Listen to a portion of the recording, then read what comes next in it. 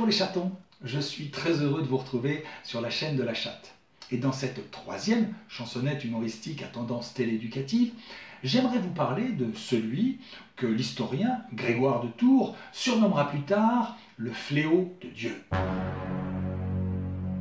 Comme la peste bubonique, comme le national-socialisme en 1939, ou comme le chirurgien esthétique des frères Bogdanov. Vous l'aurez reconnu bien sûr, il s'agit de Attila, qui, blague à part, aurait pu être également le nom d'un désherbant de Monsanto, un concurrent du glyphosate, avec comme slogan « Là où Attila passe, l'herbe trépasse », par exemple. Mais bon, soyons sérieux, et pour replacer l'église au milieu du village, et surtout à la lumière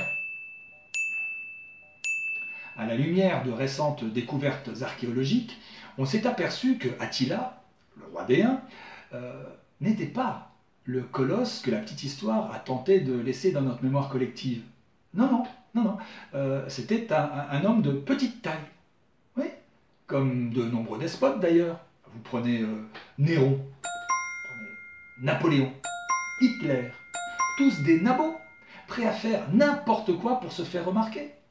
Alors, quelques 1600 ans après son passage éclair en Europe, qu'il a d'ailleurs allègrement dévasté, ravagé, pillé, eh bien, l'herbe a quand même repoussé sous les sabots de son canasson.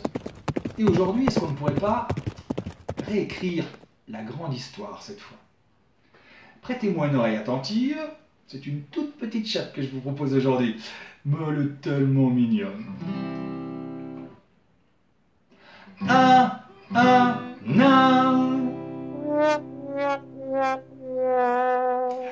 À méditer et surtout à la semaine prochaine. En attendant, portez-vous bien. Salut les chatons.